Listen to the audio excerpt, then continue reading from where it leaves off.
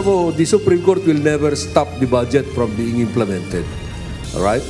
I cannot understand if the Supreme Court will have that tendency to put a stop to it. Malacanang tiwalang hindi na pipigilan ng Korte Suprema ang implementasyon ng 2025 General Appropriations Act. Mga pinunang tapyas sa 2025 GAA, idinipensa ng Budget Department. There is no single entity who can dictate how we would do our deployments in terms of our defenses. Pilipinas, hindi maaaring diktahan ng sinuman sa pagdedesisyon sa mga gagawing depensa ng bansa. Nag-submit na po ng counter-affidavit ang nasabing security guard. Ang kasama po ang counter-affidavit po ng security agency. Actually, kagahapon po ang nag-submit dito ay ang representative ng agency. Security guard sa viral video na nagtaboy kay Sampaguita Girl sa harap ng isang mall sa Mandaluyong City, nagsumiti na ng counter-affidavit. Well, these are definitely smuggled goods. Garlic stick. Sir, wala tayo rito. So, bakit meron ito?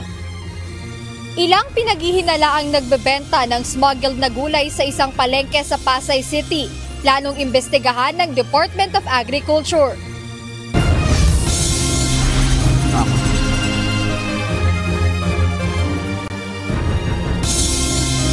Magandang hapon, Pilipinas at sa buong mundo. Tayo po ay sa bayang napapakinggan sa Radyo La Verdad 1350, ang UNTV Radio.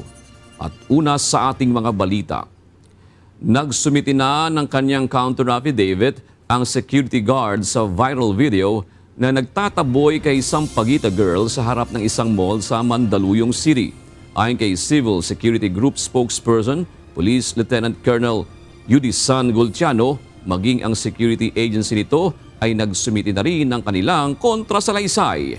Ito ang balita ni Lea Ilagan. Nag-submit na po ng counter-affidavit ang nasabing security guard.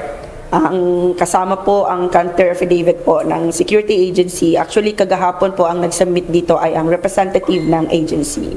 Hindi na bumalik sa Philippine National Police Supervisory Office on Security and Investigation Agency o SOSIA ang security guard sa viral video na nagtataboy kay Sampaguita Girl sa harap ng isang mall sa Mandaluyong City.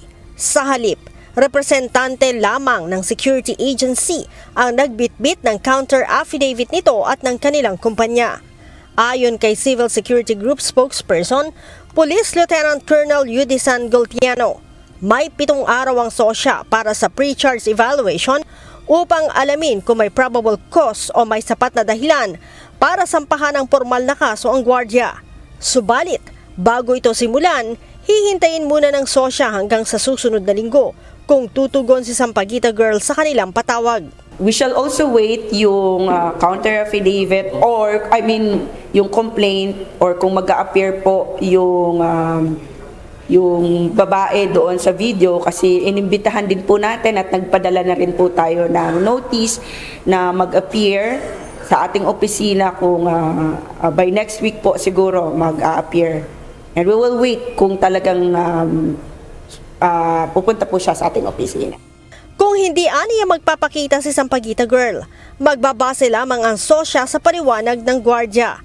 Ang buong proseso ng investigasyon at pagdinig ng SOSIA ay aabot sa 30 araw bago maglabas ng resolusyon o desisyon kung may pananagutan o wala ang gwardiya sa kanyang ginawa. Ang preliminary evaluation na gagawin ay within 7 days. No, after that, again, pagkatapos po niyan, magkakaroon po ng filing kung merong ang probable cause ng formal complaint laban sa security guard. And then, ang susunod na proseso ay i-assign sa summary hearing officer for the hearing of the case proper. So, meron pong upon submission ng kaso, meron pong 30 days na i-resolba ito ng summary hearing officer. Isa sa tinitingnan ng SOSIA ay kung may nalabag ang security guard sa probisyon ng Republic Act 11917 kaugnay sa proper decorum.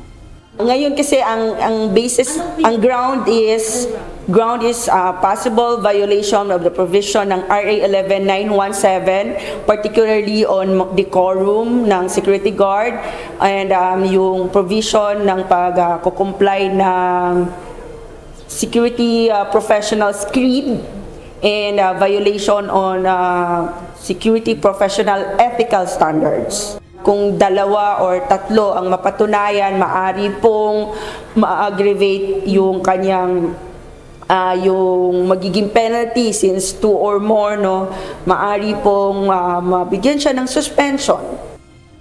Nauna nang sinabi ng nanay ni Sampaguita Girl sa UNTV na hindi na interesado ang kaniyang anak na magsampa pa ng kaso. Kinumpirma naman ang Department of Social Welfare and Development na Pantawid Pamilyang Pilipino Program o Purpose Household Beneficiary sa loob ng 10 taon ang pamilya ng Sampaguita vendor. Natanggal lamang ang magkakapatid dahil lumampas na ang mga ito sa 18 taong gulang. Pumasok sila as elementary, no? 3 magkakapatid, and then nakapagtapos na naman sila ng high school before the exit from the program. Marami kaming naibigay na programa sa pamilya kasi unang-unang sila ay naging homeless Nandun sila sa kariton kasi nasunugan sila. So ngayon nagbigay ang Purpose noon ng 1 taon na parang rent, ng pang-rent ng bahay. Leia Ilagan, UNTV News and Rescue. Diyos ang aming sandigan, serbisyo publiko ang aming pinahahalagahan. Tutulungan ng pamahalaan ang mga Pilipinong seafarer na pinalaya ng Houthi rebels na makahanap agad ng bagong mapapasukan. Ayon sa Department of Transportation, bibigyan muna nila ang mga ito ng sapat na panahon na makasama ang pamilya bago alokin ng trabaho. Ito ang balita ni Asher Cadapan Jr. Pasado alas 9 kagabi nang dumating sa Ninoy Aquino International Airport ang 17 tripulante ng MV Galaxy Leader. Ito ay matapos ang mahigit 1 taong pagkakabihag sa kanila ng mga rebeldeng Houthi sa Yemen. Ayon sa Department of Foreign Affairs, matapos ang mga negosasyon at palayain ng grupo ng mga seafarers ay mabilis ding na i-turn over ang mga ito sa mga otoridad ng Pilipinas. Immediately, we brought them here to a commercial flight. They seem alright. Hindi basta-basta napakawin na yan kasi we have to, see how they are talaga, no? Some were crying, diba? Yung unang lumabas, umiiyak, tapos nandun yung mga pamilya nila with them, no? Matapos ang mga pinagdaanan ng mga tripulante, sinabi ng Department of Health na tiniyak nila ang kalusugan ng mga naturang balikbayan at ang patuloy na pagmamonitor sa kanila sa mga susunod pang araw.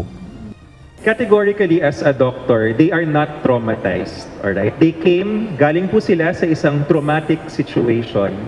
Ang ayaw nating mangyari is mag-develop sila nung tinatawag na post-traumatic stress disorder. But I can say po, bilang isang doktor at bilang DOH po, nung nakita ko sila lumabas dun sa arrival corridor, wala po namang visible signs of trauma. Nangako naman ang Department of Migrant Workers sa dagdag pang tulong para sa mga Filipino seafarer at kanilang mga pamilya. Okay, first and foremost, we ensured the continuous payment of what we call allotments, right? The payment of the salaries doubled in this case, no? All throughout the 428 days. So that's number one. Number two, we provided the necessary financial assistance to the families along the way. And we will do so again, another round of financial assistance under the Action Fund. Third, we had at some point in different specific cases, medical assistance provided to families as they were needed. Sisiguraduhin naman ng Department of Transportation na tutulong sila para sa mga nagpaabot ng interes na muling magtrabaho sa barko.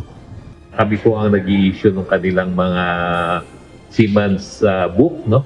Sisiguraduhin po namin na ito ay marirenew dahil kailangan siguro after makabalik sila, makasama nila yung kanilang pamilya at after having a good rest or vacation, ay pwede na silang bumalik ulit sa trabaho, no?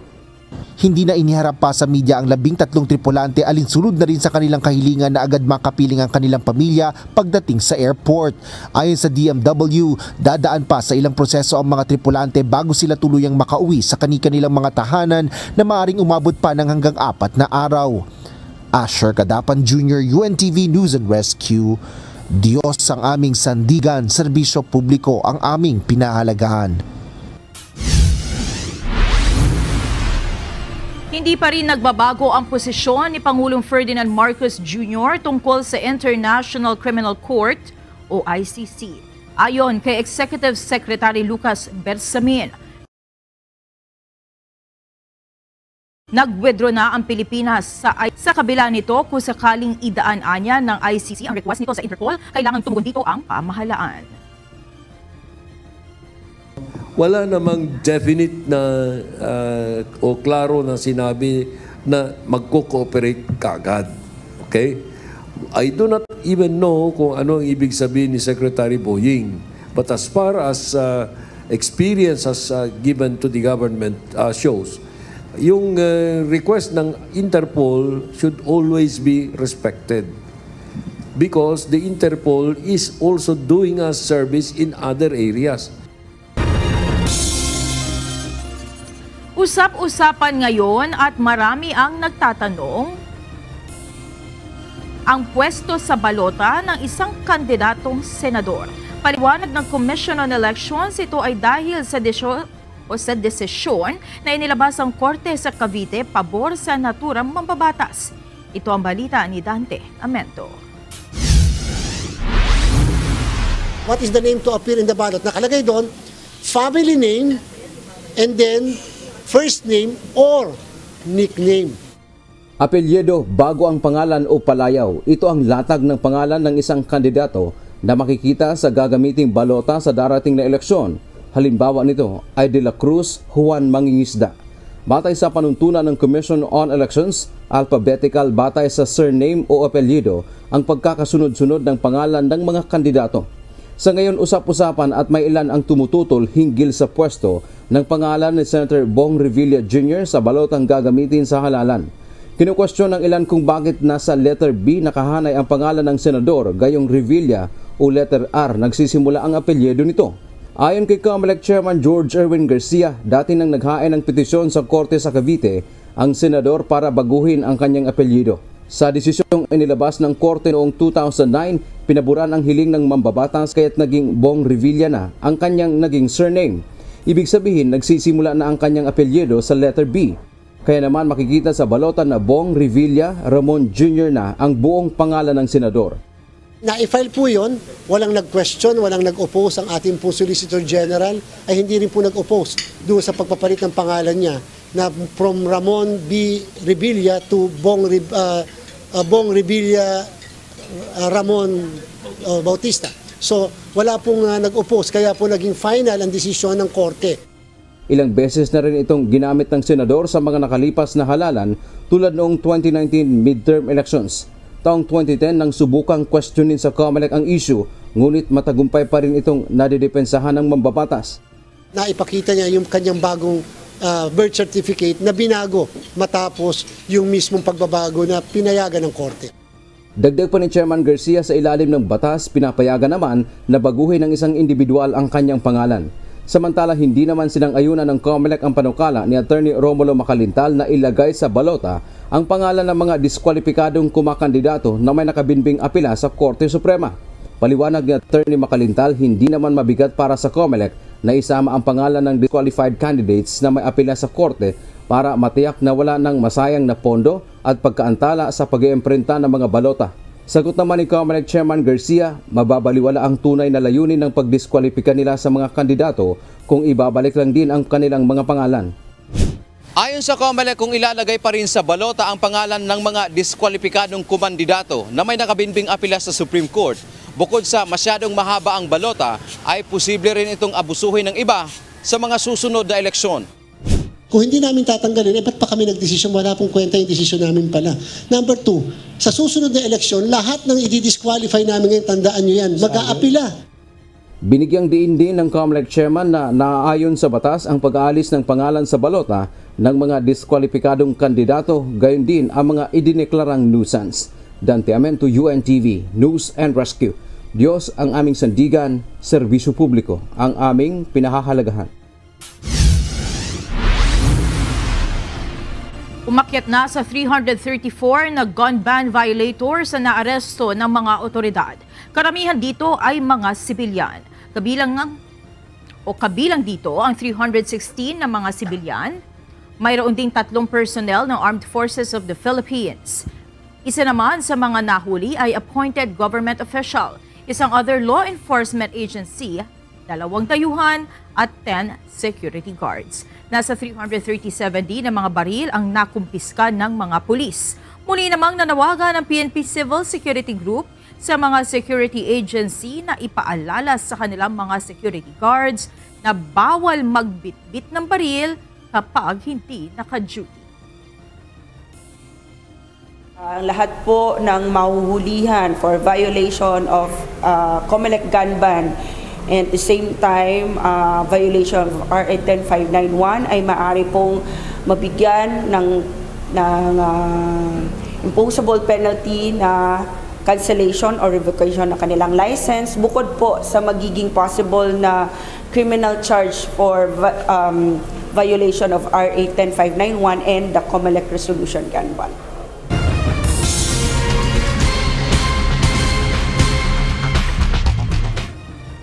Sumaklolo kagabi ang UNTV News and Rescue Team matapos na magpatulong ang Disaster and Management Response Division ng Butuan City dahil sa isang duguang lalaki na dinala sa presinto. Ayon sa mga otoridad, sinasabing hinampas ng kahoy ang naturang lalaki na nagtamo ng injury. Ito ang balita ni Joshua Antonio. Ma'am, mamalihog may ma'am dali sa Barangay Libertad at bang mismo sa ilang police box ka ng market sa Libertad. Patient ma'am is nabunala ng ulo na sa possible head injury of bleeding over lalaki po din siya. Ang sa status an karon sir? According sa police ma'am, conscious ang pasyente pero lipong-lipong siya ma'am, tapos siya bleeding po over. Copy sir, on the way namin sir. Nakatanggap ng tawag ang UNTV News and Rescue Team mula sa Butuan City Disaster Response and Management Division hinggil sa isang lalaki na umano'y hinampas ng kahoy sa ulo ng kanyang kapwa nagbabantay sa parking slot sa isang mall doon. Nangyari ang insidente pasado alas 8 kagabi sa may Barangay Bayanihan, Poblasyon. Dinala ang lalaking hinampas ng kahoy sa Police Station 3 na kinilalang si Eddie Lagniton, 54 anyos. Sa presinto na siya pinuntahan ng UNTV News and Rescue Team kung saan ini-assess ng grupo ang kanyang tinamong injury.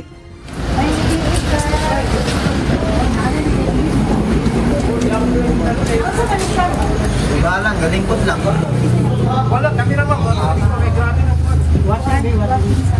Atong ganiya ang nabagatas ko. Karon diri wala pa ni mabati na ko kay bato pagibigay.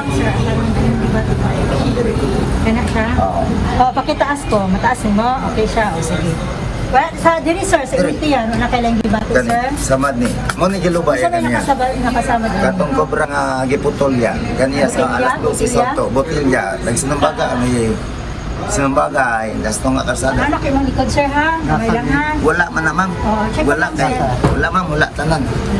Wala na tanan di. Ang dire ra akong gibati.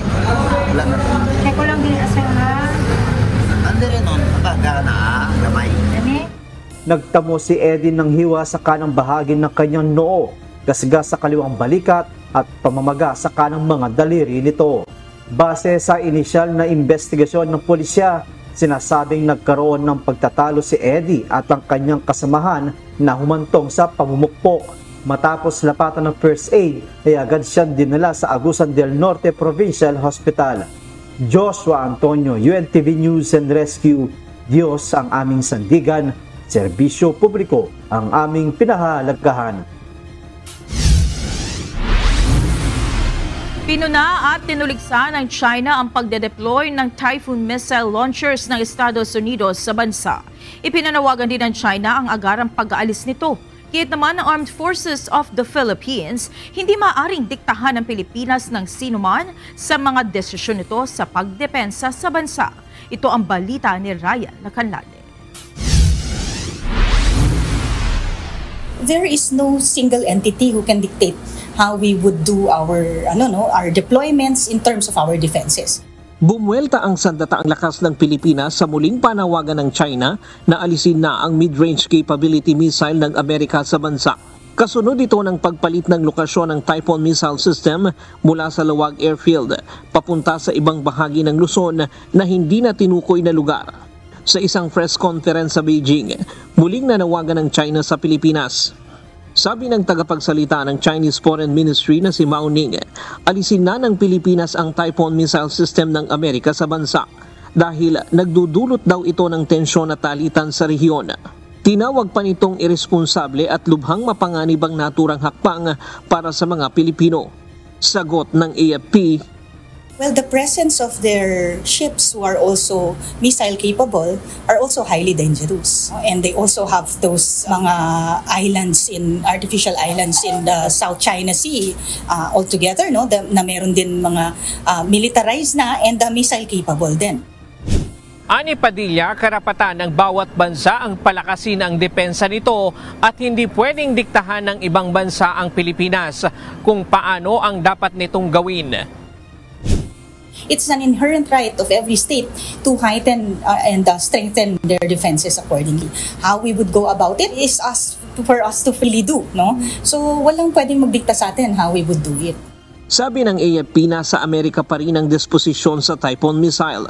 Kailangan itong ireposisyon bilang preparasyon sa mga pagsasanay ng sandataang lakas kung saan ito gagamitin. Bahagi rin ng pagsasanay ng AFP ang mobilization ng missile at paglipat sa mga strategic location. So in preparation for all of this, kasama kasi sa training aspect natin yung mobilization ng logistics train natin. Kasama yan, so whenever it is necessary na mai-preposition na siya in preparation for upcoming activities, gagawin natin yon. Ngunit hindi anya ito para gamitin sa opensa ng bansa dahil ang pinapalakas ng Pilipinas ay ang kakayahan nating depensahan ng bansa. Noong nakaraang taon dinala ng US sa bansa ang Typhoon missile system pero hindi pa ito pinupull out dahil patuloy pang ginagamit sa mga pagsasanay. Ryan Lacanlale, UNTV News and Rescue. Diyos ang aming sandigan, serbisyo publiko ang aming pinahahalagahan. Narito naman ang mga balita sa iba't ibang panig ng mundo na ihahatid ng ating global correspondent na si Marvin Delfin mula sa Perth, Australia.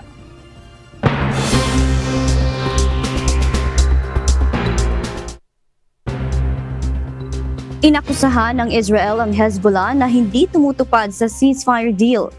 Mabagal din umano ang pagkilos ng Iran-backed militia lalo't paparating na ang deadline sa Lunes.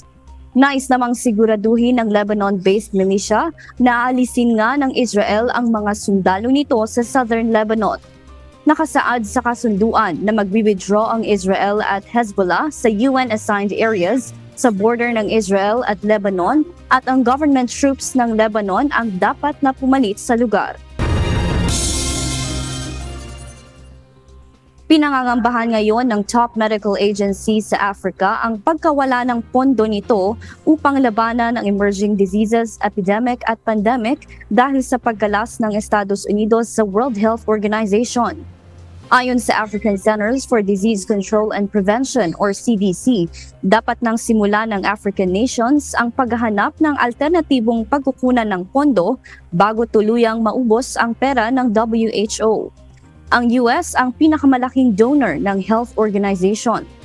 Nilagdaan ni US President Trump ang executive order na naglalayong alisin ang US sa World Health Organization. Iniutos ni President Donald Trump sa Saudi Arabia at iba pang bansa ng OPEC na ibaba ang presyo ng langis. Ito ang balita ni Noel Poliarco. My administration is acting with unprecedented speed to fix the disasters we've inherited from a totally inept group of people and to solve every single crisis facing our country. This begins with confronting the economic chaos caused by the failed policies of the last administration.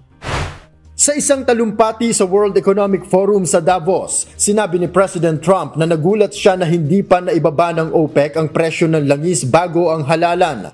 Sinabi niya na ang mataas na presyo ng langis ang nagpapatuloy sa digmaan sa Russia-Ukraine at upang tapusin ang digmaan, dapat ibaba ang presyo ng langis. Matapos makipag-usap kay Saudi Crown Prince Mohammed bin Salman noong Miyerkules, sinabi ni Trump na hihilingin niya na mag-invest ang Saudi ng $1 trillion sa US. Bumaba ng 1% ang presyo ng langis matapos ang mga komentaryo ni Trump. And I'm also going to ask Saudi Arabia and OPEC to bring down the cost of oil. You got to bring it down, which frankly, I'm surprised they didn't do before the election. Ayon kay David Oxley, Chief Climate and Commodities Economist sa Capital Economics, ang mga komentaryong ito ni Trump ay naaayon sa kanyang hangarin na bumaba ang presyo ng gasolina. Ginagamit daw niya ang enerhiya para mapalakas ang pressure sa Russia para tapusin ang digmaan sa Ukraine. Sinabi ni Trump na gusto niya ay sa US gawin ang mga produkto o magbabayad sila ng taripa kung hindi. My message to every business in the world is very simple. Come make your product in America and we will give you among the lowest taxes of any nation on earth. But if you don't make your product in America, which is your prerogative, then very simply you will have to pay a tariff. Binigyang diin ni Trump na kailangan ng US ng doble na enerhiya para sa AI at gagamit din siya ng mga emergency decrees para mapabilis ang paggawa ng mga power plants. Sinabi din ni Trump na magdedemand siya na ibaba ang interest rates na nagdudulot daw ng malalaking deficit sa economic calamity noong panahon ng administrasyon ni Joe Biden. Noel Polyarco, UNTV, News and Rescue. Diyos ang aming sandigan, serbisyo publiko ang aming pinahahalagahan.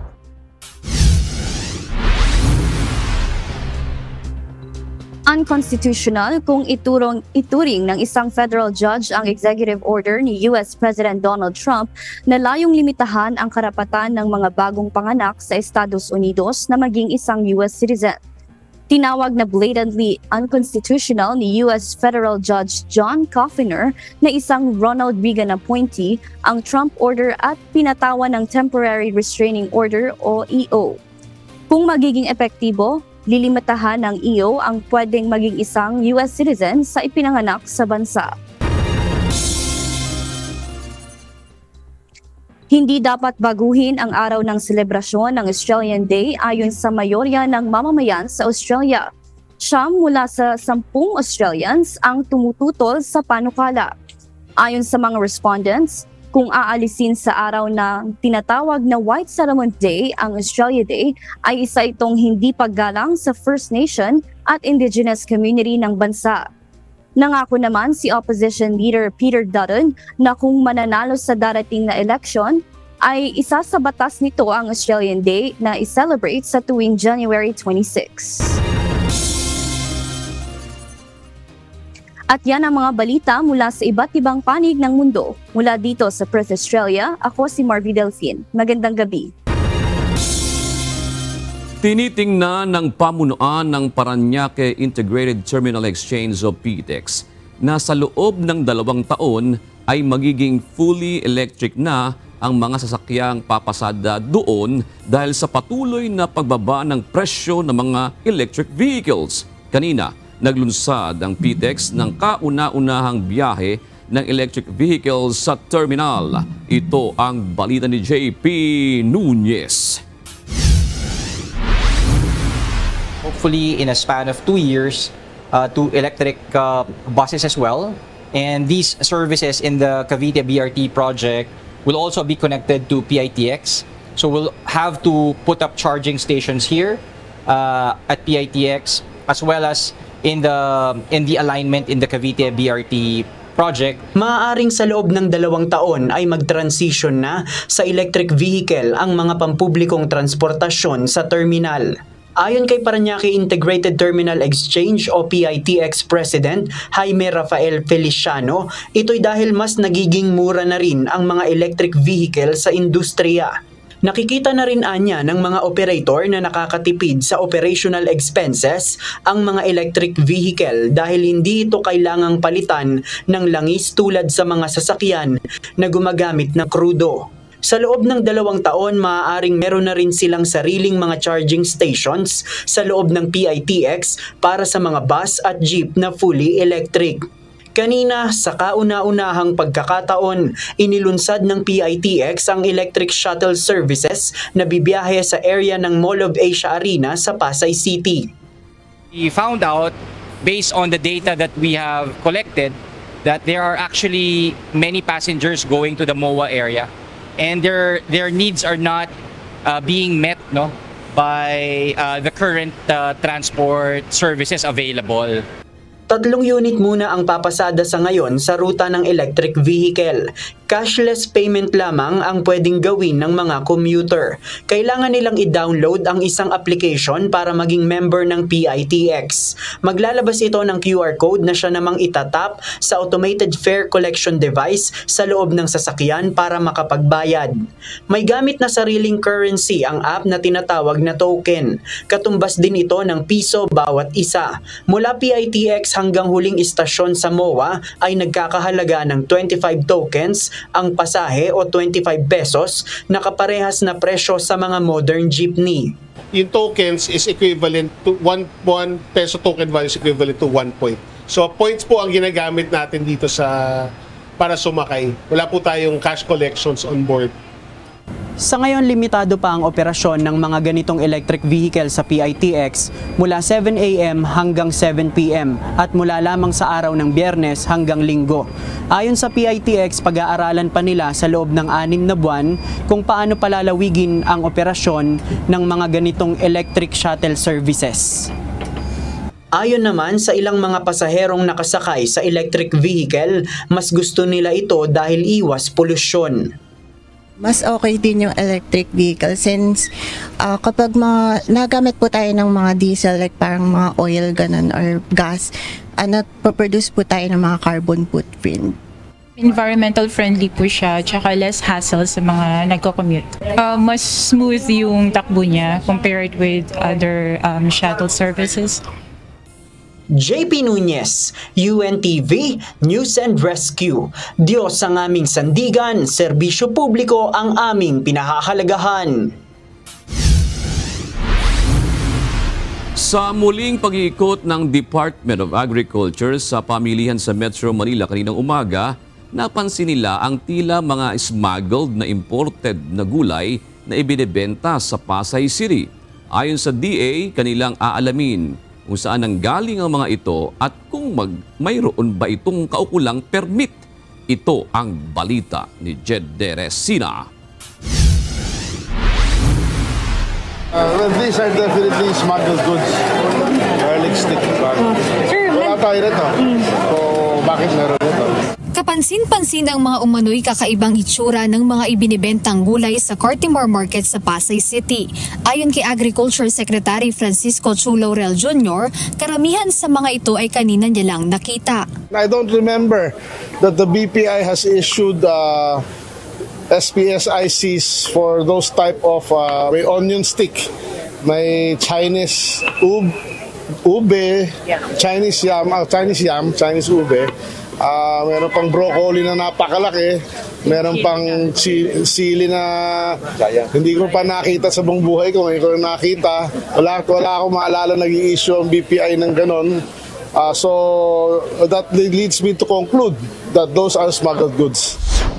Sa pag-ikot ng DA dito sa Cartimore Market sa Pasay City, napansin ni Secretary Chu Laurel Jr. na ang ilan sa mga ibinibentang gulay dito ay may suspetsya siyang ito ay smuggled. Gaya na lang nitong atsoy o imported na lettuce at iba pang gulay na kasamang ibinibenta rito sa public market. Kasama rin sa hinihinalang smuggled ang tiger chili, garlic stick, small cabbage at iba pa.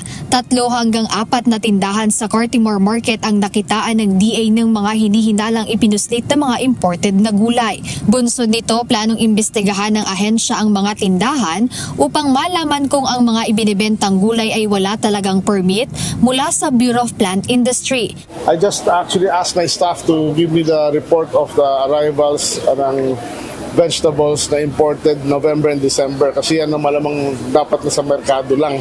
No, anything wala doon sa listahan na yon, technically, talagang habulin talaga yon. Dagdag pa ng kalihim na kung mapatunayan ang mga ito na walang kaukulang permit, hindi sigurado kung ito ba ay ligtas kainin ng mga mamimili. Lalabas na wala silang health certificate, so that is actually dangerous. Diba? Hindi natin alam kung mataas yan ng heavy metals o kaya kung merong, hindi natin alam kung reject yan, kung yung may pesticide content niya, yung fertilizer na ginamit, tama ba, na hindi harmful sa tao. Ayon sa DA, palalakasin nila ang pakikipagtulungan sa Department of Trade and Industry at Bureau of Customs upang malabanan ang pagpasok ng mga iligal na produkto sa bansa. Jed Neresina, UNTV News and Rescue. Diyos ang aming sandigan, serbisyo publiko ang aming pinahahalagahan.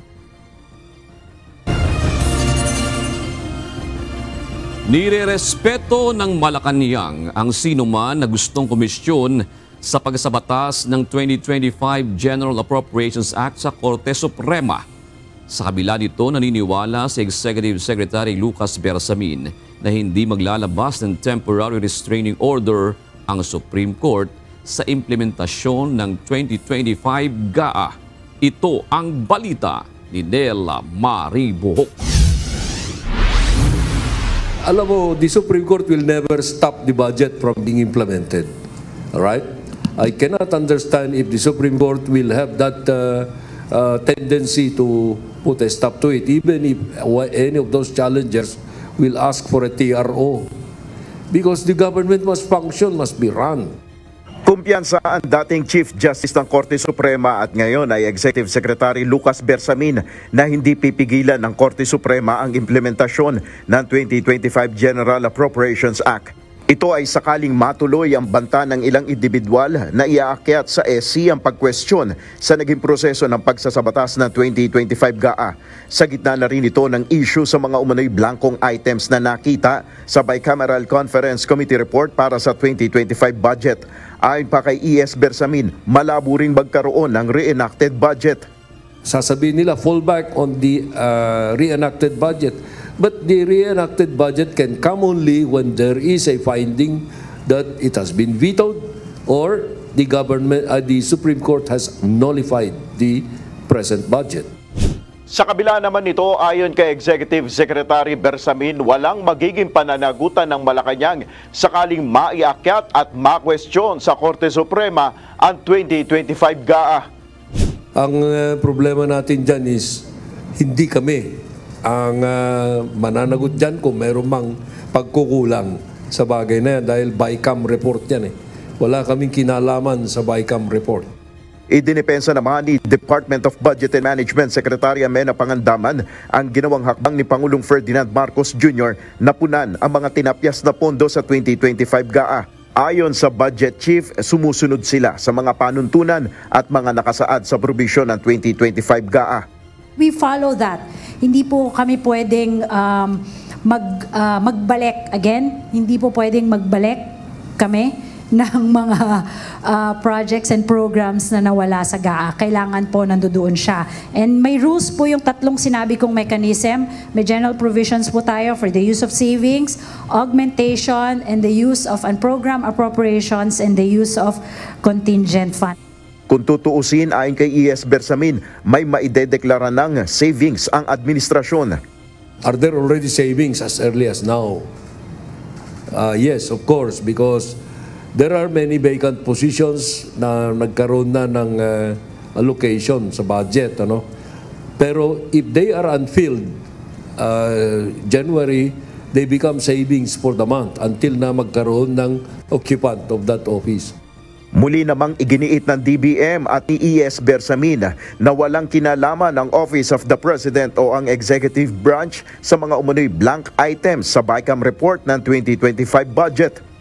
Alisin natin sa consciousness ninyo na kami may kinalaman sa mga blank pages na sinasabi ninyo, no?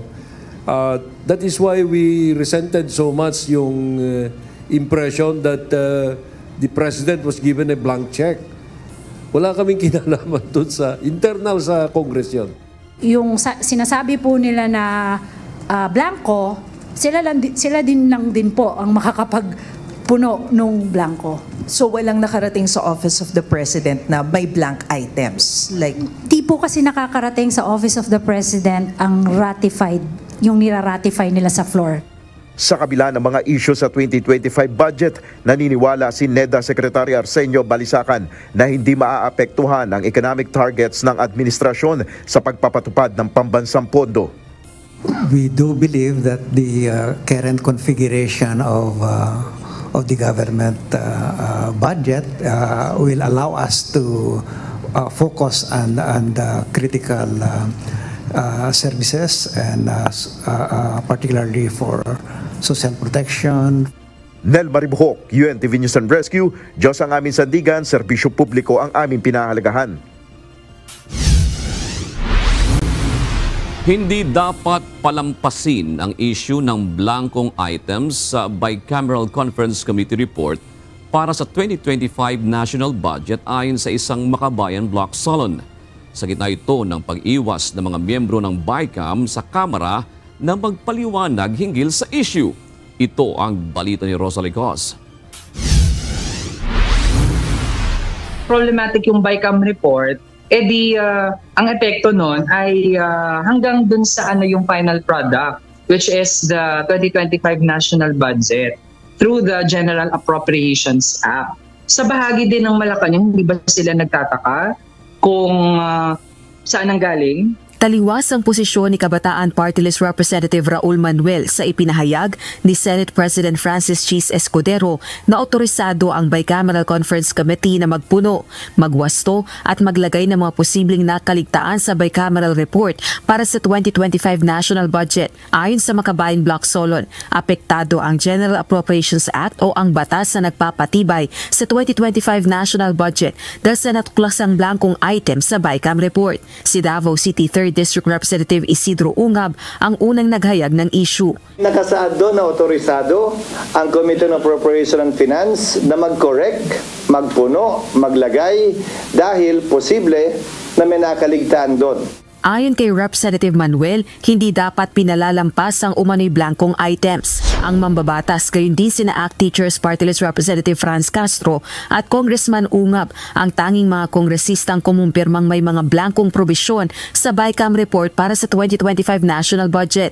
Bagay na pinabulaanan naman ng mga senador na miyembro ng Bicam. Pero hindi din pwedeng palampasin ito na bakit nangyari ito. Kasi kung papalampasin natin to, paano yan? Baka yung mga susunod na Bicam report, di pwede pala, mas marami pa yung blanco. Kasi ang sasabihin lang ay, basta okay yung enrolled bill, ay pwedeng hayaan na kung ano naman yung nasa Bicam report. Hindi naman pwede din yun. Paniniwala naman ni Pasig City Representative Roman Romulo, chairperson ng House Committee on Basic Education and Culture, limitado lamang sa typographical errors at minor corrections ang trabaho ng Technical Working Group sa Bicam report. Ang alam ko po dyan, usually a blanket authority na ganyan, it has to do with typographical errors. Hanggang ngayon, wala pa ring paliwanag kaugnay ng blankong items ang mga miyembro ng Bicam sa Kamara. Si Marikina City 2nd District Representative Stella Kimbo, na acting chairperson ng House Committee on Appropriations, umiwas sa mga tauhan ng media. Bang! Sorry ma'am, you have an explanation lang po doon sa blank pages po. Like mamadali lang po for our next event. Yeah, we were waiting yesterday ma'am.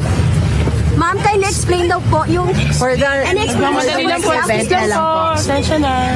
Pasado 9:30 gabi ng Huwebes, January 23, matapos dumalo sa isang hearing sa Kamara, hinabol pa ito ng House reporters para muling tanungin hinggil sa mga alegasyon kaugnay ng budget. Pero nagmamadali umano ito at tumanggi nang magbigay ng pahayag. Kong Stella, Kung Stella, may issue. Nagmamadali lang siya. Nagmamadali. Pasensya na. Nagmamadali lang siya eh. Pero yung sa blank... Nagmamadali lang siya. Nagmamadali lang siya. Ayon sa kongresista, naipaliwanag na ni Senate President Escudero ang issue kaugnay ng blankong item sa BICAM report. Rosalie Cruz, UNTV News and Rescue. Diyos ang aming sandigan, serbisyo publiko ang aming pinahahalagahan. Napag-usapan na ng National Maritime Council ang planong pagsasampa ng panibagong kaso laban sa China. Ayon kay National Security Advisor Secretary Eduardo Año, nais din nila na tumulong ang ilang like-minded state para mapatibay ang isasampang kaso na may kaugnayan sa pagkasira ng coral reefs at iligal na pangongolekta ng mga giant clams sa may Scarborough Shoal. Mula sa Maynila, ito ang balita ni Benedict Samson, live. Benedict, ano ang kailangang ihanda ng Pilipinas para maisampa ang sinasabing panibagong kaso?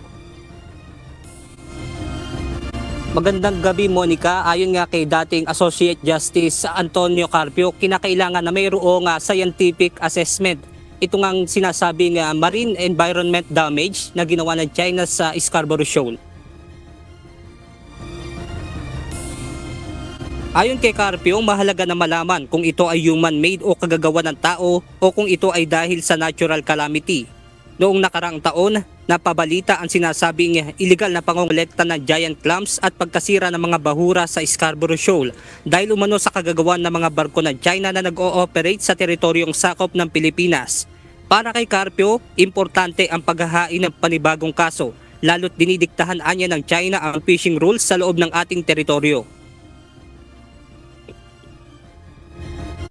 Also, we can file another case in Scarborough Shoal to determine the ground rules for fishing because China is dictating the terms there, and it's supposed to be a common fishing ground. If it's a common fishing ground, the rules must be decided in common by all the beneficiaries. Ayon sa National Security Advisor, malaking bagay sana kung tutulong ang ilang mga kaalyadong bansa ng Pilipinas, gayon din ang mga sayantipiko at eksperto upang magamit ang kanilang mga kaalaman at kasanayan sa pangangalap ng mas matibay na ebidensya laban sa China. Yes, pinag-uusapan na natin yan sa National Maritime Council, sa NTFWPS, at patuloy tayong nangangalap ng mga ebidensya. No? At gusto rin sana natin tumulong din pati yung mga ibang like-minded states, yung kanilang mga experts, scientists nila sa pag-investigate para mas matibay yung kaso kung itutuloy man natin yung pagkaso. Samantala, naniniwala naman si Secretary Año na epektibo ang matapang na pagtataboy ng Philippine Coast Guard sa mga barko ng China Coast Guard na namataan sa katubigan ng Zambales. Sa pamamagitan ng strategic maneuvering, itinataboy ng BRP Cabra ng Pilipinas ang mga barko ng China. Bukod dito, oras-oras ding nagsasagawa ng radio challenge ang mga tauhan ng PCG.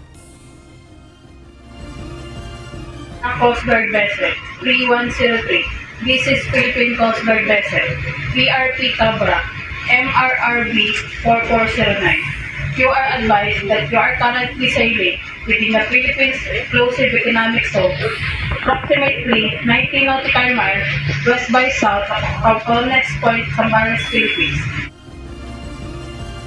Sa ngayon ay naitaboy at nasa 80 to 90 nautical miles na itong CCG vessel 3103. Patuloy din ang monitoring ng PCG sa naturang barko ng Chinese Coast Guard.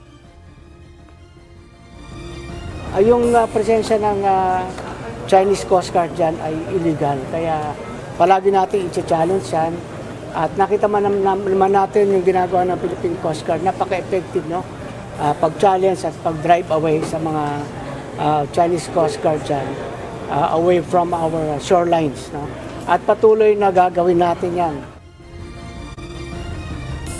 Monica, sa ngayon ay wala pang binabanggit na schedule ang National Security Council patungkol nga sa araw kung kailan nila ihahain itong kaso, at dahil naniniwala rin nga sila na maipapanalo natin yung kaso bago nga ito isampa laban sa China. Yan muna ang ating update mula rito sa Maynila. Balik sa inyo dyan, Monica. Maraming salamat, Benedict Samson. Hindi hinaharang ni Pangulong Ferdinand Marcos Jr. ang pag-usad ng impeachment complaints laban kay Vice President Sara Duterte. Ayon kay Executive Secretary Lucas Bersamin, nire-respeto ng palasyo ang Kamara. Paliwanag ni E.S. Bersamin, ang inihayag na pagtutol ni Pangulong Marcos sa impeachment ay pawang opinyon o posisyon lamang niya. Ngunit sa huli, ang House of Representatives pa rin ang masusunod kung ano ang magiging kapalaran ng impeachment complaints na isinampal laban sa pangalawang Pangulo. All we were saying, the President was saying to the lower house is, this is my position. But he's not blocking. He's not blocking. He cannot do that. Because it is the discretion of the collective of the lower house. If they decide to initiate, there is no way of preventing that. Sa susunod na linggo pa, maaaring matanggap ng Department of Agriculture ang rekomendasyon ng National Price Coordinating Council o NPCC ukol sa deklarasyon ng Food Security Emergency. Ayon kay Agriculture Secretary Francisco Chu Laurel, na isapinal na ang resolusyon at kinakailangan na lamang ng lagda.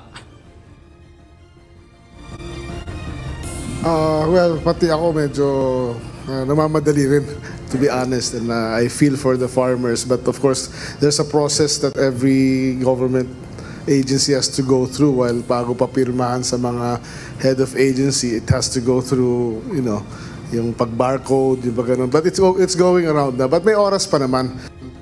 Sa ilalim ng bagong naisabatas na Agricultural Tarification Act, ang Department of Agriculture sa rekomendasyon ng National Price Coordinating Council ay maaaring magdeklara ng food security emergency upang masolusyonan ang kakulangan ng supply o hindi pangkaraniwang pagtaas ng halaga ng bigas. Dahil sa food security emergency, papayagan ng National Food Authority na ilabas nito ang mga nakaimbak nitong bigas sa merkado.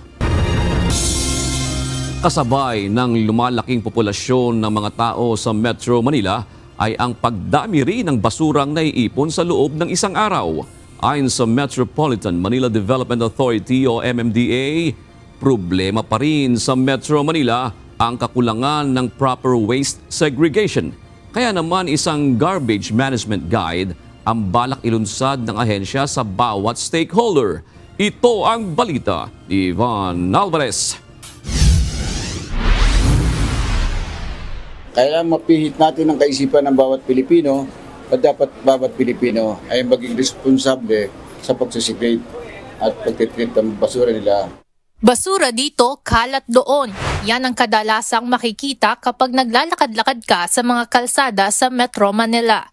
Ayon kay Metropolitan Manila Development Authority o MMDA General Manager Undersecretary Procopio Lipana, kulang pa sa pagiging responsable ang mga Pilipino pagdating sa tamang pagtatapon ng kani-kanilang mga basura. Pero waste segregation at majority of our Filipino are not mindful yung kanilang responsibility pagdating sa responsible waste management. Aniya, bukod sa mga single-use plastics na kadalasang ginagamit, karamihan din ng mga basura na napupunta sa landfill ay mga tirang pagkain. Kaya naman layunin ng MMDA kasama ang mga kinuukulang ahensya ng pamahalaan na ipabatid sa publiko ang kahalagahan ng proper waste disposal at maglunsad ng garbage management guide. We will formulate a garbage management system or plan, guide for every stakeholders. Sa isinagawang Road to Zero Waste Expo ng MMDA kanina, tinipon ang iba't ibang non-government organizations o NGOs at local government units o LGUs upang ibahagi ang kanilang mga programa sa pagsugpo ng problema sa basura.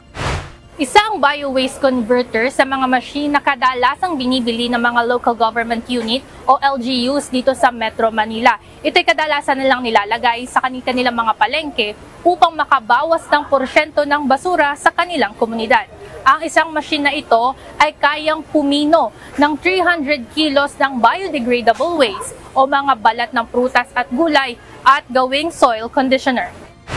Ang grupo ni Nanay Nelda, 10 taon nang ginagawang hanap buhay ang pagre-recycle ng iba't ibang klase ng basura. Sa maliit na paraan, nagmumolding kami ng mga nakukuha naming basura para kami kumita, maging panghanap buhay namin.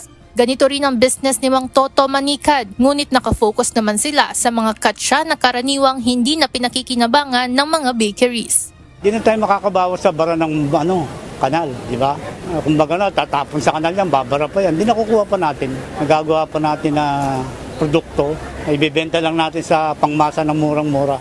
Para naman sa mga grupo ng estudyanteng ito, sa kabila ng murang edad, ay alam na rin ang epektong dulot ng improper waste segregation. Dahil po, alam naman po natin na ilan po sa resulta ng hindi pagdidispose ng mga basura ng maayos ay yun nga po ang pagbaha. And alam po natin na ang dahilan po ng pagbaha is yung pagkabarado po ng ating mga drainage. Samantala, hinihikayat naman ng MMDA at iba pang kinauukulang otoridad ang publiko na maging environmentally conscious at magtulungan upang unti-unting maresolba ang problema pagdating sa basura. Ivan Alvarez, UNTV News and Rescue. Diyos ang aming sandigan, serbisyo publiko ang aming pinahahalagahan. Ilang website ng mga universidad at kolehiyo na nasa ilalim ng edu.ph domain ang nakaranas ng technical glitch nitong Biyernes, January 24. Kabilang dito ang mga website ng University of Santo Tomas, University of... Ang naiirita. At hindi lang yan, ang gutom ay nagpapataas din ng stress hormones tulad ng cortisol at adrenaline. Kaya para kang nasa fight or flight mode kahit wala namang emergency. Kaya ano ang solusyon? Aba edi kumain, kahit konting carbs o sweets lang, magbabalanse na ang blood sugar mo at babalik ang pagiging chill mo. So next time na feeling mo galit na galit ka na, pause muna saglit at tanungin mo ang sarili mo, baka naman gutom ka lang. Sana po may natutuhan kayo and follow me for more.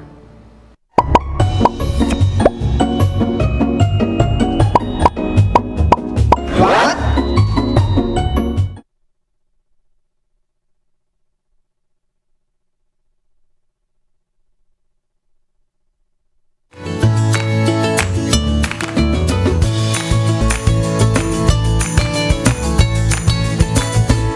Friday kasi kaya medyo pagod na to si Myung Ito na po ang ating mga kausing ngayong araw po ng Biyernes. Meron tayong komentaryo, problema, hinggil ito sa problema sa basura sa Metro Manila. Di ba Metro Manila yung pinag-usapan natin kanina, no?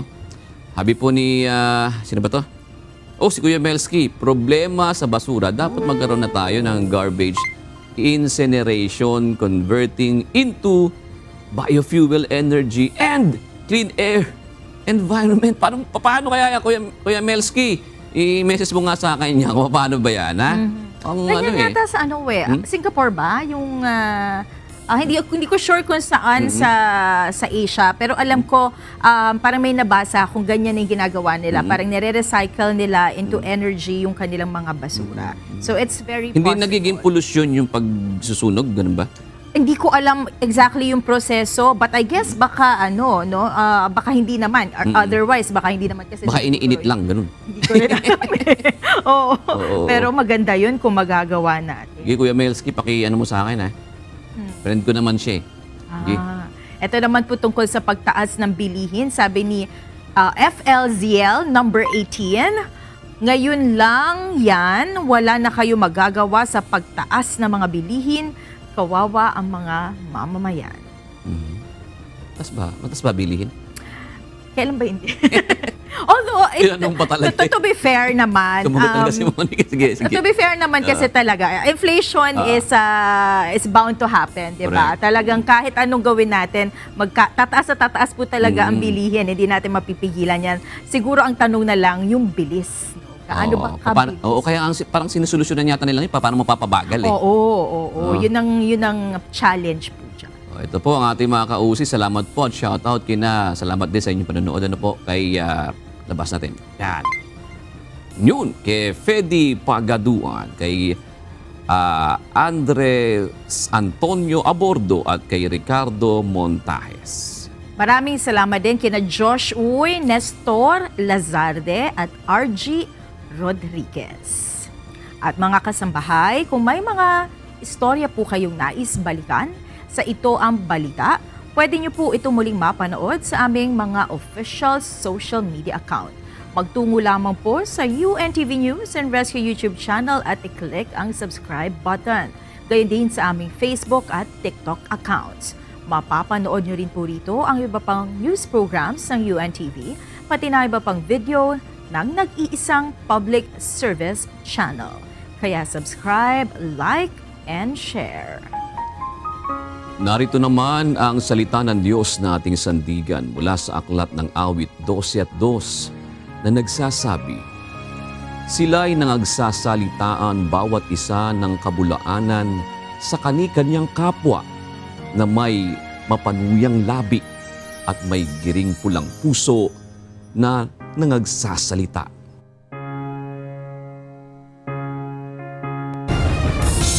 At yan ang naging kabuuan ng ating balitaan ngayong gabi. Aming inilahat ng buong katapatan kung paano namin nasaksihan.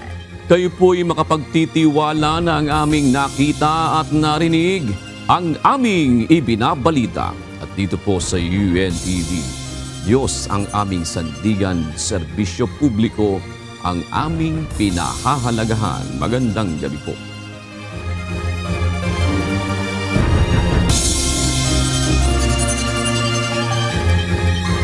The Philippines, Polytechnic University of the Philippines, Colegio de San Juan de Letran, Lyceum of the Philippines, University Manila at iba pa. Ayon kay Department of Information and Technology Undersecretary Jeffrey D., nagkaroon ng denial of service attack sa PHNet na siyang humahawak ng edu.ph domain kagabi. Ang denial of service attack ay isang trial na nagpapadala ng milyong-milyong incomplete na queries upang maantala ang legitimate queries. Tiniyak naman ng mga kinauukulan na ginagawa ang lahat ng hakbang upang maibalik sa normal ang mga website sa lalong madaling panahon.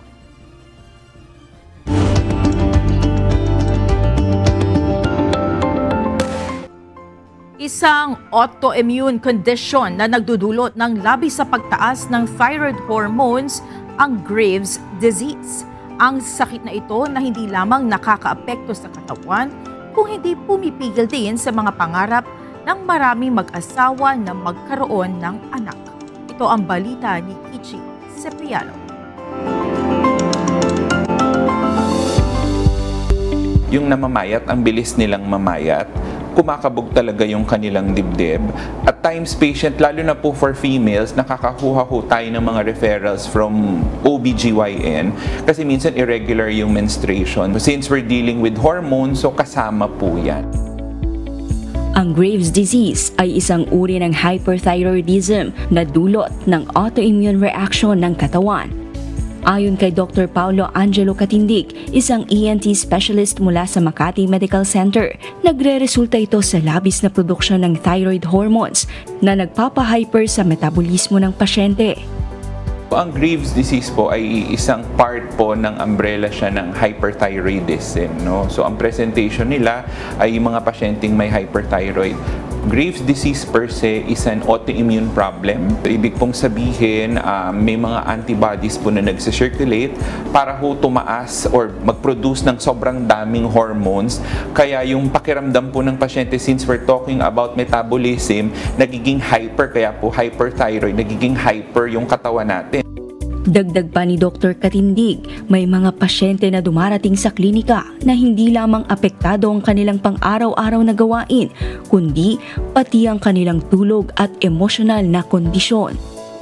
Normally, they would come to your clinics na talagang affected yung everyday. Sometimes sleep, sometimes yung everyday na minsan, kasi kasama rin po doon, aside sa kabog, nanginginig yung katawan, may shakiness, no? Tapos minsan sobrang init naman din sila kahit na yung surroundings nila ay malamig na, they would still feel na mainit. Then yun nga po sa babae, if the hormones and yung kanilang sex hormones is naaapektuhan din yung kanilang menstrual cycle. So if meron silang nagsistart sila ng family, the problem with the husband and wife, hindi sila makabuo. Kaya paalala ni Dr. Katindig, kung ikaw ay nakararanas ng mga sintomas na tulad ng pamamayat, kabog ng dibdib o pagluwa ng mga mata, agad na mapakonsulta sa doktor para maagapan ang sakit. At para sa iba pang impormasyon ukol sa Graves' disease, tunghayan ng programang Doctors on TV this Sunday, 7 a.m. only here at UNTV. Kichi Cipriano, UNTV News and Rescue. Diyos ang aming sandigan, serbisyo publiko ang aming inahalagahan.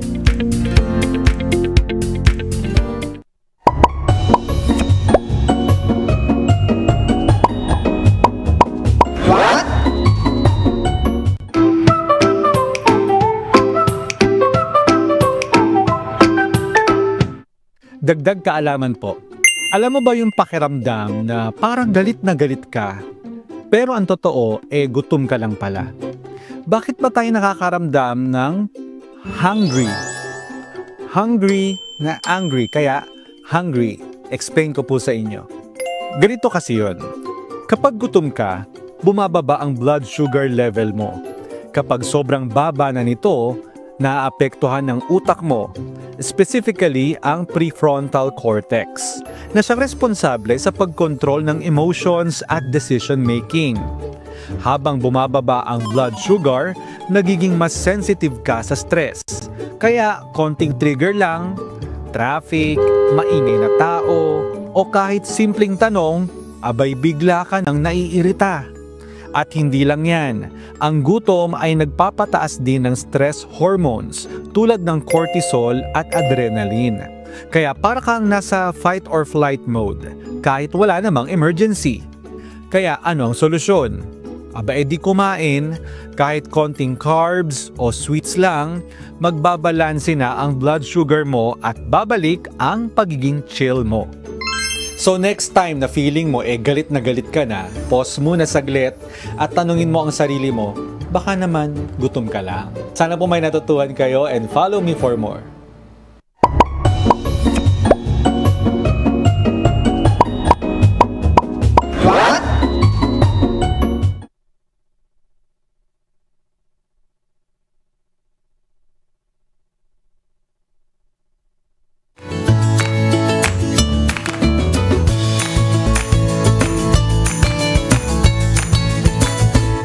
Friday kasi kaya medyo pagod na to si Myung Ito na po ang ating mga kausing ngayong araw po ng Biyernes. Ba, meron tayong komentaryo, problema, hinggil ito sa problema sa basura sa Metro Manila. Di ba Metro Manila yung pinag-usapan natin kanina, no? Habi po ni, sino ba to? Oh, si Kuya Melski, problema sa basura. Dapat magkaroon na tayo ng garbage incineration, converting into biofuel energy and clean air environment. Paano kaya Kuya Melski? I-message mo nga sa akin niya kung paano ba yan, ha? Ganyan yata sa Singapore ba? Yung, hindi ko sure kung saan sa Asia, pero alam ko parang may nabasa kung ganyan yung ginagawa nila. Parang nire-recycle nila into energy yung kanilang mga basura. So it's very Hindi possible. nagiging pollution yung pagsusunog, ganun ba? Hindi ko alam exactly yung proseso, but I guess baka baka hindi naman. Otherwise, baka hindi naman kasi baka iniinit lang, ganun. Hindi ko rin alam. Oo. Pero maganda yun kung magagawa natin. Sige, Kuya Melski, paki-ano mo sa akin, ha? Friend ko naman siya, Ito naman po tungkol sa pagtaas ng bilihin. Sabi ni FLZL number 18, ngayon lang yan, wala na kayo magagawa sa pagtaas ng mga bilihin. Kawawa ang mga mamamayan. Matas ba bilihin? Kailan ba hindi? Although, to be fair naman, to be fair naman kasi talaga, inflation is bound to happen, di ba? Talagang kahit anong gawin natin, tataas po talaga ang bilihin, hindi natin mapipigilan yan. Siguro ang tanong na lang, yung bilis. Ano ba kabilis? Kaya parang sinusolusyonan yata nila paano mapapabagal Yun ang challenge po dyan. Ito po ang ating mga kausi. Salamat po at shoutout salamat din sa inyong panonood. Ano po kay Labas natin. Yan. Yun, kay Fedi Pagaduan, kay Andres Antonio Abordo at kay Ricardo Montajes. Maraming salamat din kina Josh Uy, Nestor Lazarde at RG Rodriguez. At mga kasambahay, kung may mga istorya po kayong nais balikan sa Ito Ang Balita, pwede niyo po ito muling mapanood sa aming mga official social media account. Magtungo lamang po sa UNTV News and Rescue YouTube channel at i-click ang subscribe button. Gayon din sa aming Facebook at TikTok accounts. Mapapanood nyo rin po rito ang iba pang news programs ng UNTV, pati na iba pang video ng nag-iisang public service channel. Kaya subscribe, like, and share. Narito naman ang salita ng Diyos na ating sandigan mula sa aklat ng awit 12:2 na nagsasabi, sila'y nangagsasalitaan bawat isa ng kabulaanan sa kani-kanyang kapwa na may mapanuyang labi at may giring pulang puso na nangagsasalita.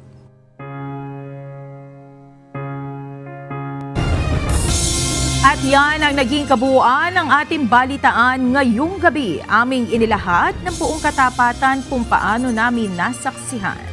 Kayo po'y makapagtitiwala na ang aming nakita at narinig, ang aming ibinabalita. At dito po sa UNTV, Diyos ang aming sandigan, serbisyo publiko ang aming pinahahalagahan. Magandang gabi po.